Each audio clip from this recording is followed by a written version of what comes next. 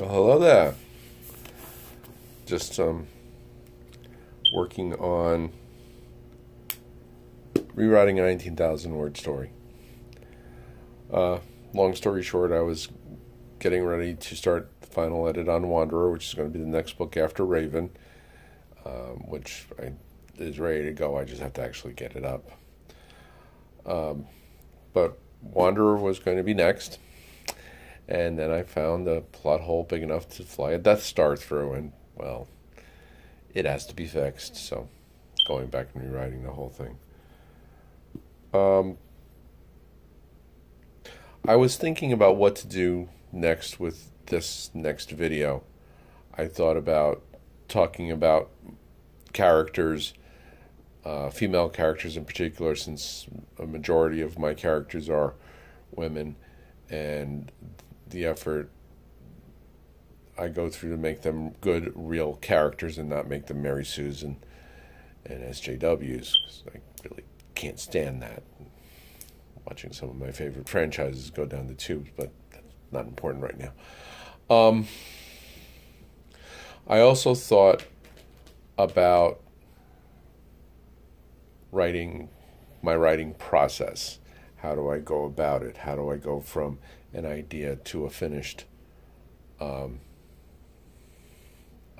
published book? Short answer, slowly. I also was thinking about possibly starting a review of each of the books, the stories in them, at least in the collections, what led to the ideas, what did I go through to write them, things like that. I decided, though, to start with the process video. How my writing process, how do I do it?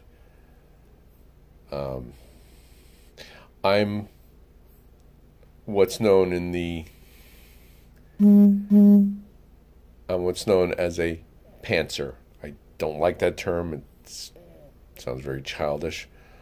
By pantser, it comes from the phrase flying by the seat of your pants. You know, when you're winging it. Because that's what I do when I write. I have an idea. I know basically where I'm going. I may not have all the details at the end figured out, but I've got a good idea what happens at the beginning of the story and the end of the story. Center has to be figured out, and do that as I go along. I've been told I can't write that way. I've been told no way, absolutely no way I could write a story like that, even though I would be sitting right in front of the person making the claim and writing. This is, of course, in the opposite of using an outline. Now, I haven't used a plot outline since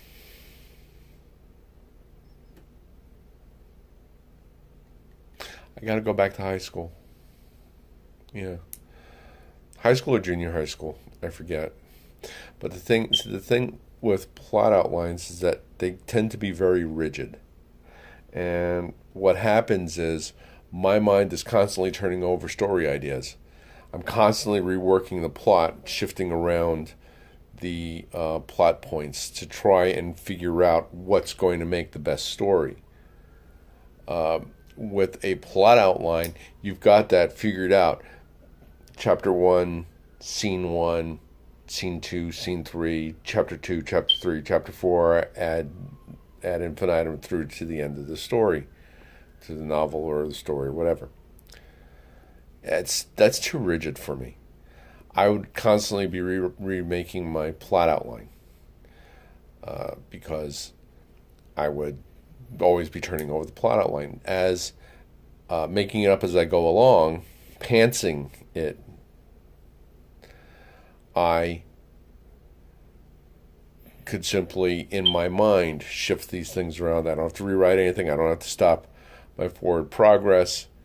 Sometimes it does mean backing up and then going at it from a different way, but at least I am constantly moving forward. the flip side to that is that sometimes it's very slow. Sometimes my imaginary friends just don't want to talk to me. And that's kind of a phase that I'm in at the moment, because I finished editing Raven. And usually what I've been doing, because I had four complete novellas at the same time, and it's like, it's never happened before. So I was trying to figure out what to do. So I edited Upon a Far Distant Shore. Then I took like a month and a half off from editing, did some first draft writing, and then I got into Raven. And that was my plan also with Raven. Take as long as I need to edit Raven to the point that it's ready. Once it's ready, get it formatted, get it submitted to Smashwords and Amazon and Lulu, and then take a month and a half or so off, get into Wanderer. I sat down with my in-progress works, which are My Soul to Keep, The Fast Fading Light,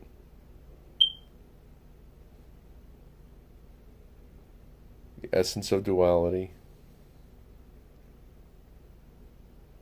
Yeah, those are the three first drafts. Then there is a rewrite that I'm in the middle of, my vampire novel titled Under the Dark of the Moon. And my mind was still on editing, so I couldn't think about first draft writing. I kept turning back to editing. So I put it aside and said, okay, let me look at Wanderer. That's when I found my plot holes. So anyway, getting ahead of myself here. Ideas come from everywhere. I used to say sarcastically when people would ask where I got my ideas from, I used to say, yeah, I get them from a little factory in Battle Creek, Michigan. It's right next to the place where they make Pop-Tarts. I stopped telling people that when I was asked for the address. Anyway, you get inspired by other stories that you read. You get inspired by things you see on the news. You get inspired by things, disparate things. You hear something on the news, you read something in a magazine, you see something on a television program, read something online, and it all comes together into a question beginning with what if. Every story is the answer to a question beginning with what if.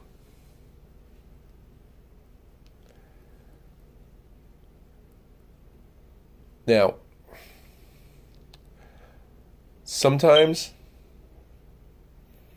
the beginning is very clear. I know exactly where I'm starting from, and it's easy to dive in and get started. Sometimes I know where I'm starting from, but it's not that easy. That's the problem I'm having with An Essence of Duality. It's essentially a sequel to Brianna and the Three. It actually deals with Brianna's brother, who's mentioned in the story. Does make an appearance in Brianna's nightmare. Won't get into that just yet. So, like I said, I usually have a good idea of where I'm starting from most of the time. Most of the time I have a pretty good idea where I'm going, kind of generally. But I don't have exact details. I may know in general how the story ends. That's probably, I'd say, the most true. I have a vague idea most of the time where I'm going. Then as the story progresses and I start to hone in on exactly the plot of the story, then I know, okay, this is where it's going. And even then, it sometimes surprises me. For example, with one of the first draft projects, My Soul to Keep. which is an interesting combination. There's a little bit of Logan's Run, a little bit of a movie called Dark City. If you haven't seen it, Rufus Sewell, I believe, Jennifer Connelly, William Hurt. Really bizarre movie. Kiefer Sutherland's in it also. Really a strange insight into alien abductions and experimentation. It's really, it was interesting. It was really a very good movie.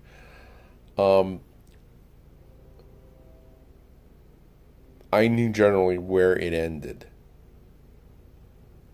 Now, after having worked on it since about 2008, 2009, somewhere around there. Yeah, I know. Don't ask. I'll get to that in a minute. Remember what I said about being slow? From a general idea where the story was going, I know exactly how it ends. I even know the very last scene. I've got it all figured out now. I just have to get there. So that's where ideas come from. They come from everywhere. I think Neil Gaiman said that we get our ideas from daydreaming. It's just that writers know they're doing it. So you daydream, and a lot of times, especially if I'm at work, I'll stop working and I'll just kind of look off into the distance somewhere. I might be looking in someone's general direction and they'll just stare at me. It's like, what are you staring at? It's like, nothing. I didn't even see you. I'm not.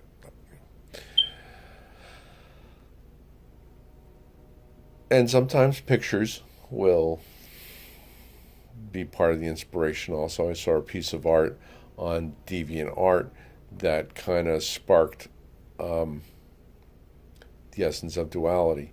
And I think that's part of the problem with it, is that I didn't really think about it a lot before I started writing. I probably should have. So then if you were a outliner, you would then sit down, start writing an outline. Make your outline, figure everything out. Figure out where it starts from and go. And you just write. Don't think about rewriting. Don't think about who's going to read it, because nobody should read it until you've done some editing, until it's finished and you've done some editing on it. And don't edit until you're finished. So, and then I had people ask, how do you write? And my answer sounds sarcastic, but it's true. One word at a time. Put one word after the other. Keep doing that until you get to the end. I can't give you a better answer than that. Excuse me. Thank you. I had to pop up on my phone. So,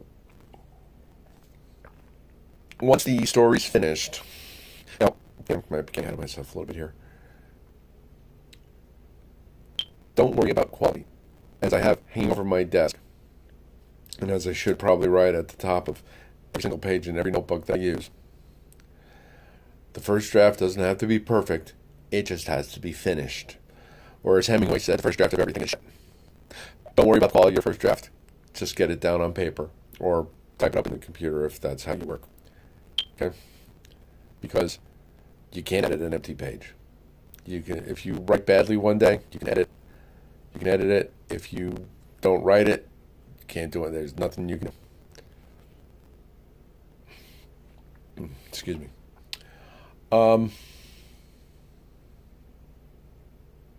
Now, when I write, there are people who can sit at their computer terminals and just type it right into the computer. I can't do that. For some reason, I can't sit there and type first draft into the computer. That's why I have such trouble with blog posts and chats, especially, on my phone or on the computer. You want to participate in the chat, but it's going by, and you're formulating your thought, and the question is now, you're 20 pages beyond, and you're just saying, oh, but I haven't answered that question. Okay. So you have to find what works best for you, and what works best for me, spiral bound notebooks, 3 or 5 subject spiral bound notebooks, especially the ones with the folders in the middle. Folders. If you look at some of my other notebooks, and I'm not going to go dragging them over here now, I keep pictures with me.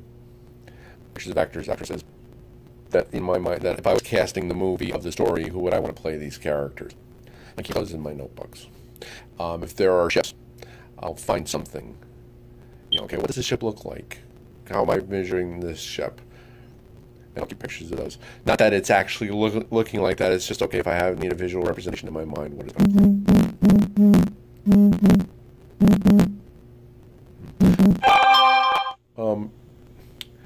Now, I did make, a few months ago, I did make one change. I used to write with a regular retractable pen, gel ink, or regular ink, whatever. Always black because it's easier for me to read. A few months ago, I made a change. I don't know where I saw it. I don't remember who put up the post that mentioned it. But I saw on Twitter, someone mentioned disposable fountain pens. It's like, disposable fountain pens. And I had never thought of writing with a fountain pen before. I had heard of other writers that do use fountain pens. I know Neil Gaiman, for example, writes with a fountain pen. But I never thought of it myself, because I always thought, you had to fill it with ink. And then I found out, no. You got little cartridges. You got little fun little ink cartridges, like so.